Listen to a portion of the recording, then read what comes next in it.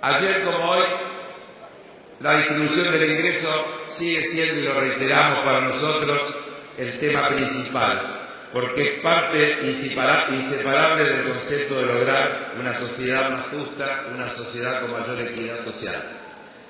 Y sigue siendo el tema principal, porque si bien luego de la crisis del 2001 y el 2002 se avanzó muchísimo en la mejora de muchos indicadores sociales, como recién lo señalamos, se logró significativas reducciones en los indicadores de pobreza e indigencia, se crearon millones de empleos, se produjo un fenomenal aumento del gasto social y de la inversión pública.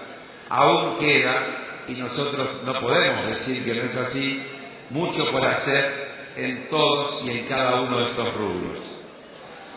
Cuando estábamos en campaña, a nosotros nos gustaba decir, lo vamos a repetir aquí, que no hay niveles de pobreza aceptables.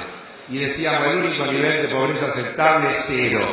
Y mientras no lleguemos a 0, habrá objetivos a cumplir, habrá tareas a desarrollar.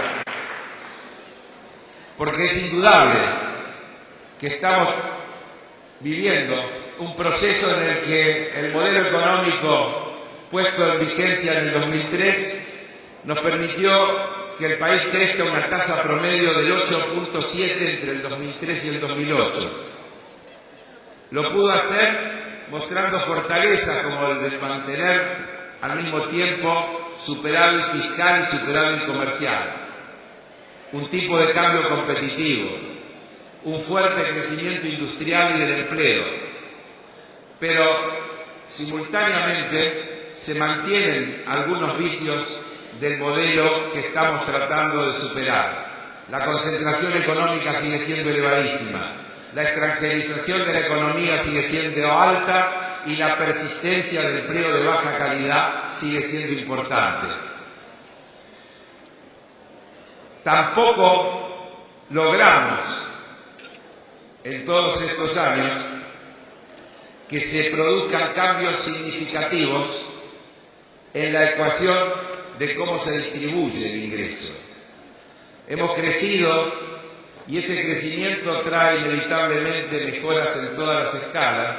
Arrañán hablaba del índice de Gini y nosotros tenemos que decir que si tomamos los últimos datos oficiales correspondientes al tercer trimestre del 2004 y del 2009, y lo comparamos con el mismo periodo del 2004, en los niveles medios aparecen mejoras en la distribución del ingreso que tienen como consecuencia la mejora que ha habido en el empleo formal y en el salario registrado. Pero en los dos deciles más bajos, es decir, en el 20% más bajo de la escala social, todavía no se ha logrado mejorar la participación en la torta. El 20% más pobre de la población recibía el 4,5% del ingreso total en el 2004 y en el 2009 llegamos al 4,7%. Muy poquito hemos avanzado allí. Una situación, me adelanto a decir, porque los datos dije que eran del tercer trimestre del 2009, que seguramente cuando se conozcan los del cuarto tendrá una variación importante por la incidencia de la asignación universal, porque justamente es allí donde están los hijos de los que no tienen trabajo formal, donde se está recibiendo ese ingreso, y esos están con ciudadanas y ciudadanos que pertenecen a ese 20%, que es el que está en el último escalón de la pirámide. Pero no podemos dejar de decir que aún así, a nuestro juicio, la distribución del ingreso continúa siendo altamente regresiva y es una asignatura pendiente. Aparece entonces, ¿qué hacer? Y es el tema que tenemos planteado. Y nosotros creemos que para avanzar en este proceso hace falta un Estado que intervenga activamente, protegiendo en primer lugar el trabajo y el salario, como dijimos hace un ratito, como principal fuente de ingreso de la población. Aún sigue habiendo una gran cantidad de trabajadores no registrados.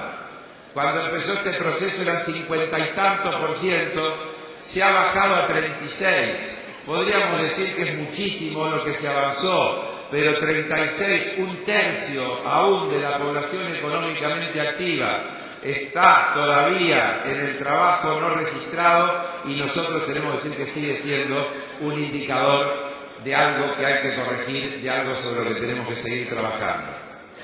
La otra gran tarea que tiene el Estado es la redistribución de ingresos a través de la política fiscal, que pasa por proveer un nivel suficiente de recursos para sostener los gastos del propio Estado, para la transferencia a los grupos de población de menores recursos y a determinados sectores de la economía.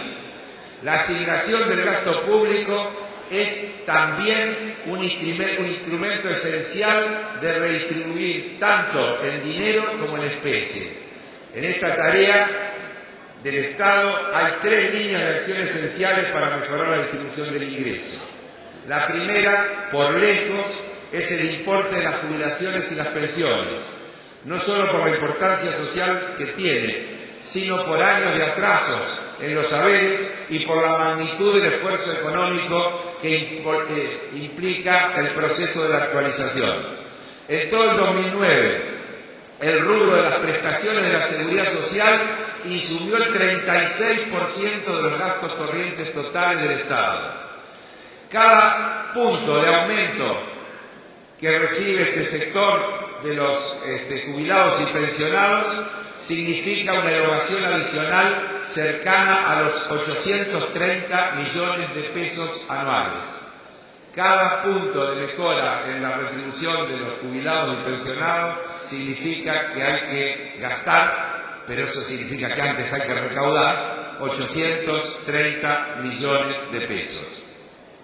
La incorporación de cerca de 2 millones de jubilados que no tenían derecho porque pertenecían al sector de los trabajadores informales, porque habían quedado fuera de todo tipo de protección y que por un conjunto de motivos no podían acceder, significó un importantísimo avance en la distribución y en la inclusión y también un importantísimo esfuerzo desde el punto de vista de la exigencia fiscal.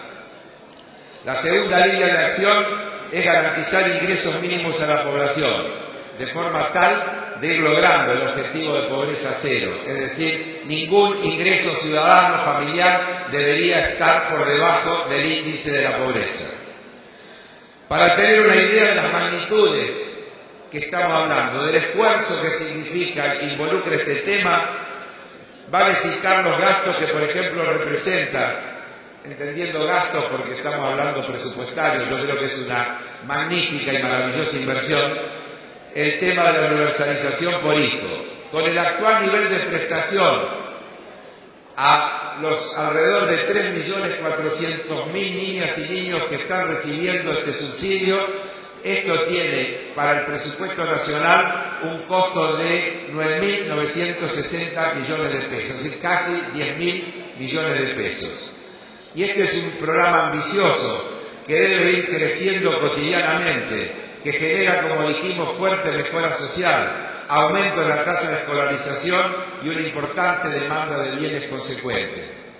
Ayer nos decía algún amigo, mientras estábamos en el Parlamento, en la reunión cuando concurrió el ministro de Economía y su equipo, que hay cerca de 500.000 chicos indocumentados que no pueden acceder al beneficio porque no cubren el requisito inicial de tener documento, y que hay una primera tarea que es lograr que tengan identidad, que se puedan documentar. Y este será otro beneficio que traerá aparejado este proceso de la universalización de la asignación.